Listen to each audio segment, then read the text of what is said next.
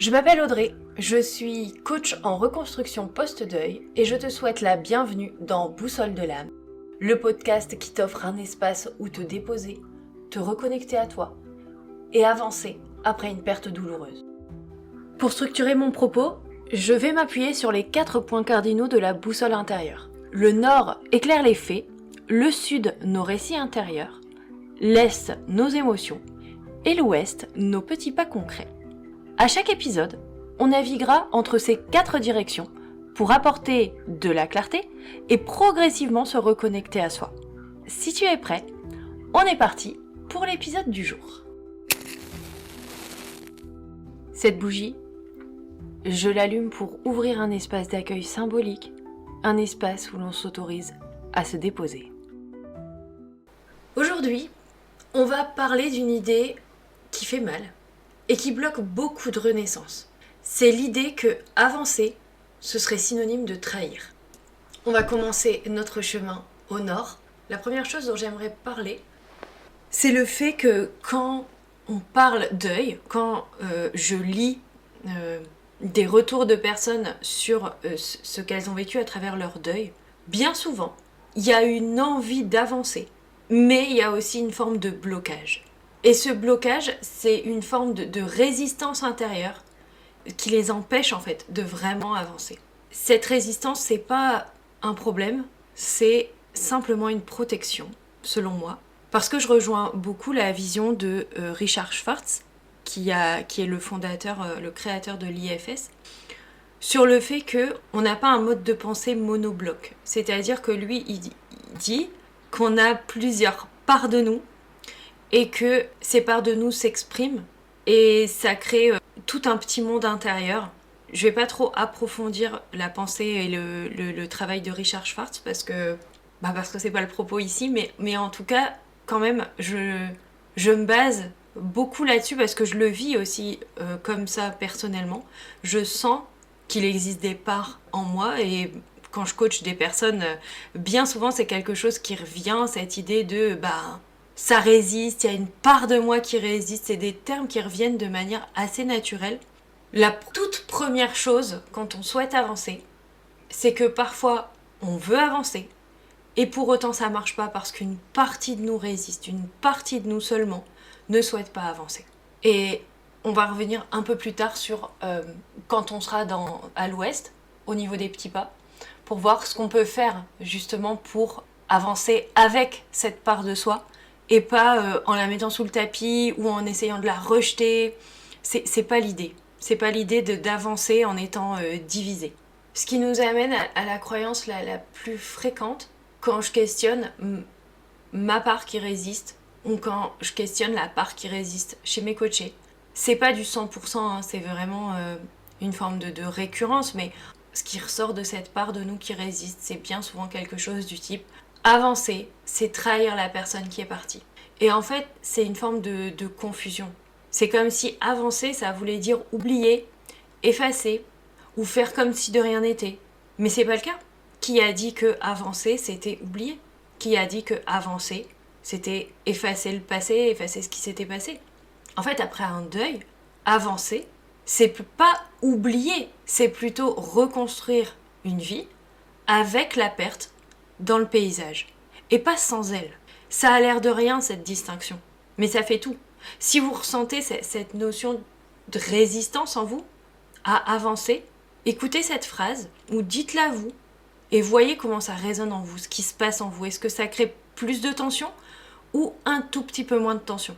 Avancer, c'est se reconstruire avec la perte dans le paysage et pas sans elle. Qu'est-ce que ça vous fait d'entendre ça ? Ces éléments-là, c'est ce que j'essayais de me dire de manière objective. C'est-à-dire, j'essayais de me dire, ok, j'ai envie d'avancer, mais il y a quelque chose en moi qui résiste, j'y arrive pas en fait. Et ensuite, quand j'ai été voir cette partie de moi qui voulait pas avancer, ce qu'elle me disait, c'était ok, mais avancer, c'est trahir la personne que t'as perdue. Et donc, de manière assez mentale, j'ai changé un peu mes définitions, comme je viens de vous l'expliquer, hein, en me disant, ok, avancer, ça veut pas forcément dire oublier. Avancer, c'est se reconstruire avec la perte dans le paysage. Et ça a commencé à dénouer un petit peu les choses, mais dans le cœur, les choses sont rarement aussi simples que ça. Donc c'est des tout petits millimètres qu'on gagne à chaque fois, mais l'un après l'autre, quand tu regardes un peu derrière toi et que tu vois tous les millimètres, tu te dis ah ouais quand même, j'ai quand même avancé de tout ça. Donc toute cette partie de réflexion assez mentale, ça a été une première étape. Maintenant émotionnellement, les choses sont pas si simples et du coup on va aller voir ce qui se passe, ce que ça fait, ce qu'on vit de l'intérieur en allant à l'est. Dans les émotions ressenties, la grande gagnante, c'est la peur. Alors moi, dans ma vie, la grande émotion qui m'accompagne le plus souvent, avec laquelle j'ai besoin de dealer le plus souvent, c'est la peur. Donc, dans les étapes émotions, je vais sans doute souvent parler de la peur, mais je pense pas être la seule à ressentir beaucoup de peur. Je vous propose de commencer par celle-là, du coup. Il y avait deux peurs importantes. Chronologiquement, la première à laquelle j'ai fait face quand j'ai commencé à vouloir avancer, c'était la peur de lâcher, la peur d'exprimer ma tristesse. Parce qu'en fait, j'avais peur qu'en ouvrant les vannes, j'arrive plus à les refermer.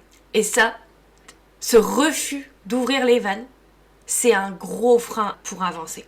Parce que avancer, ça implique à un moment donné d'avoir un espace pour accueillir son émotion. Et la deuxième peur, qui était aussi un frein important pour avancer, c'était la peur que si la souffrance s'allège, alors je perde encore une forme de lien avec la personne décédée. Donc là en l'occurrence, vraiment cette peur était très présente avec la perte de mon père.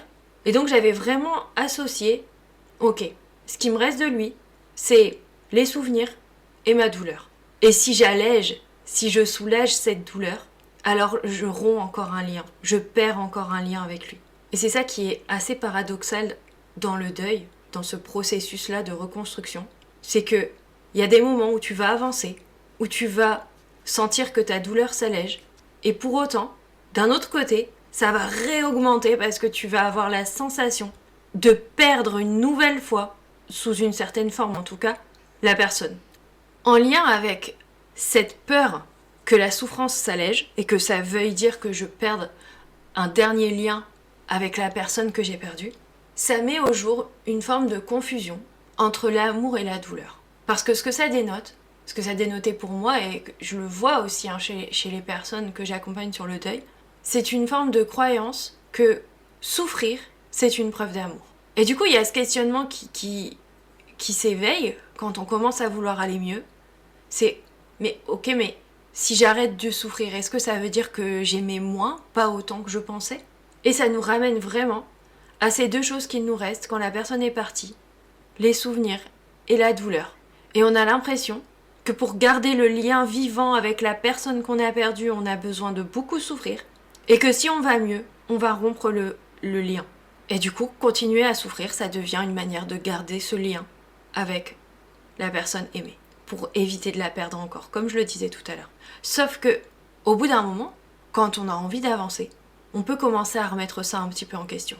Et de se dire, ok, mais qu'est-ce qui me dit que l'amour disparaît quand la souffrance diminue ? Si ma souffrance diminue, qu'est-ce qui se cache derrière ? Qu'est-ce qui me dit que l'amour a besoin d'être entretenu par la douleur ? Et, petit spoiler, si t'as pas encore été voir derrière ta douleur ce qui se cachait, sache que, même quand la douleur s'apaise, le lien avec la personne change de forme, mais il ne s'efface pas. Voilà les deux grandes peurs qui étaient présentes. Donc la peur que si j'accueille mon émotion, alors j'arriverai jamais à remonter. Je vais couler, sans avoir une forme de foi dans le fait qu'il y a un plancher, et qu'il y a un moment où je peux plus couler plus et où je vais forcément mettre le pied au sol et remonter. Et la deuxième peur, c'était la peur de... En fait, c'était la peur de perdre cette douleur qui était comme un dernier lien qui me reliait à mon père. Les autres émotions très présentes, c'est la culpabilité. La culpabilité de sourire, de reprendre goût à la vie. Et cette culpabilité, elle était liée à un sentiment d'injustice. Pas là, ici, je parle pas de l'injustice du fait que la personne soit partie, même si on peut ressentir cette injustice-là, hein, c'est effectivement, mais c'est pas de celle-là que je parle. Là, ici, c'est l'injustice de moi je continue à vivre, moi je continue à sourire et l'autre non. il n'a plus ce droit. Et en fait, ça crée une culpabilité à l'idée de revenir à la joie. À ce stade, avec tout ce que je t'ai déjà partagé, j'ai juste envie de nuancer un tout petit peu et de te rappeler, de nous rappeler, parce que j'en ai besoin aussi, je pense, qu'il n'y a pas besoin d'avancer vite. Tu n'as même pas à avancer aujourd'hui. Tout ce que je t'invite à faire, c'est à t'observer. Observer tes pensées et observer parmi toutes les manifestations émotionnelles là que j'ai citées juste au-dessus, lesquelles te parlent, sur lesquelles tu t'es dit « Ah oui, mais je crois que je vis ça ». Juste mettre de la conscience dessus. Ça n'a l'air de rien, mais c'est déjà un très grand pas. Parfois, ce qui nous aide à mieux comprendre ces émotions-là, c'est une histoire. Alors, je vais te partager un petit moment qui a transformé ma manière de voir les choses, qui m'a permis de dépasser cette phrase à laquelle je croyais que avancer, c'est trahir. Et si tu as envie de l'entendre, eh ben, on est parti pour le sud. Quand j'avais cette envie d'avancer et que j'étais coincée dans ce cercle vicieux de avancer, c'est trahir, j'ai essayé de me rappeler ce qui était important pour mon père. Qu'est-ce qui a été important dans sa vie? Quelle valeur était importante pour lui? Et en fait, en regardant sa vie et en revisitant certaines conversations qu'on avait eues ensemble, j'ai compris que pendant toute sa vie, mon père a lui-même incarné le courage de suivre ses rêves. Il a fait des choix extrêmement difficiles pour suivre ses rêves. Et petit à petit, à force de me questionner, je me suis rendu compte qu'en fait, l'honorer, c'est continuer à vivre, c'est pas m'enterrer avec lui, et la manière de l'honorer, c'est de continuer à aller vers mes rêves à moi, pour honorer ce qu'il m'a appris, les leçons de vie qu'il m'a transmises. Et c'est ce qui m'a permis un peu de transformer ce avancer, c'est trahir, en avancer vers mes rêves, c'est honorer mon père. Et ça crée une dynamique et une énergie complètement différente en soi. Si cette idée te paraît encore trop loin aujourd'hui, c'est ok, il n'y a aucun souci.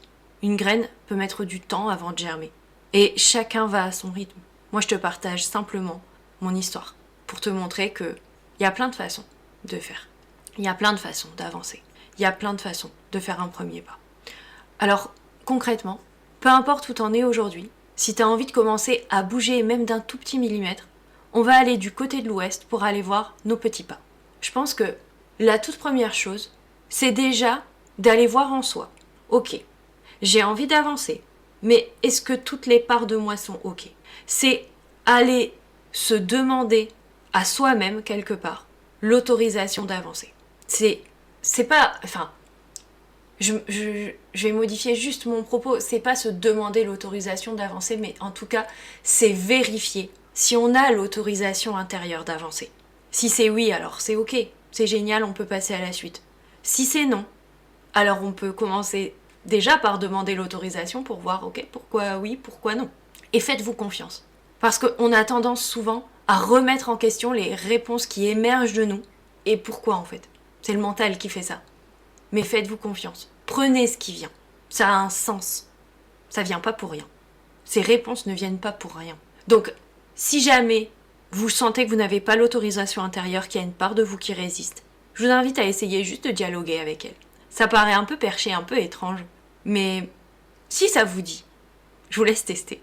Et de lui demander, ok, de quoi est-ce que tu essayes de me protéger? Et si vous avez du mal à établir un lien avec cette part, vous pouvez essayer de vous la représenter. Ok, elle est comment? Moi je sais que la part qui résiste, c'était vraiment une espèce de tache assez dure au niveau du plexus solaire. C'est comme ça que je me la représentais, elle était grise comme une tache de ciment, de béton là. Une flaque, plutôt qu'une tache, une flaque. Donc se la représenter, ça aide à entrer en communication avec cette part de nous. Enfin avec une part de nous, hein, pas forcément avec celle-là. Donc vous pouvez essayer de vous représenter cette part, pour ensuite la questionner, et après vous faites le silence en vous et vous voyez ce qui vient. Et vraiment faites confiance à ce qui vient. Et à partir de là, vous aurez déjà un début de réponse de ok, qu'est-ce qui fait que ça bloque? Qu'est-ce qui fait que cette part ne veut pas? Donc ça c'est la première chose si jamais l'autorisation est négative. Vous pouvez essayer ça. Ensuite, une deuxième chose, un deuxième petit pas. Alors, vous faites ce que vous sentez. Hein. Il n'y a pas de si je fais tout, alors je vais plus avancer. Non, non, il faut juste s'écouter. Il y a peut-être des choses, vous allez vous dire non, ça me parle pas du tout. Eh ben c'est ok, ça vous parle pas, on laisse de côté. Donc deuxième chose, c'est de redéfinir cette notion de fidélité. Parce que si vous êtes dans cette notion de avancer c'est trahir, alors un peu comme je l'ai fait avec mon père, d'aller voir ok qu'est-ce qui était important pour lui et comment je peux l'honorer autrement qu'en n'avançant pas et en m'enterrant avec lui, et ben c'est aller chercher une autre manière d'honorer. Ça peut être un geste, ça peut être un projet, ça peut être un rêve, ça peut être un mantra que vous vous répétez, ça peut être tout en fait. Mais en tout cas, revenir à ok, comment j'honore la personne autrement qu'en m'enterrant avec elle. Et donc pour ça, c'est aller chercher comment vous avez envie d'honorer cette personne. Et enfin, la dernière chose que je vous propose, c'est de vous poser cette question. Si c'était vous qui étiez parti, qu'est-ce que vous voudriez pour la personne que vous aimez et qui est restée ? Se mettre à la place de la personne qui est partie, en se disant ok, si moi je partais, qu'est-ce que je voudrais pour l'autre ? Ça permet aussi de déverrouiller certains freins à avancer quand on est prêt à se poser cette question. Et encore une fois, avant de conclure, j'aimerais remettre une petite nuance. Avancer, ça ne veut pas forcément dire aller bien. Avancer, c'est juste bouger d'un tout petit millimètre quand ton cœur dit oui, quand toutes les parts de toi sont ok. J'espère que cet épisode vous aura plu, qu'il vous aura apporté. On va refermer doucement cet espace. Je vous remercie vraiment pour votre attention et je voulais juste conclure en vous rappelant qu'il n'y a rien à prouver. Il y a juste à se demander de quoi notre amour a vraiment besoin pour continuer à vivre. Je souffle la flamme pour refermer cet espace et laisser ces mots infuser doucement pour que ta boussole intérieure réajuste peu à peu sa direction.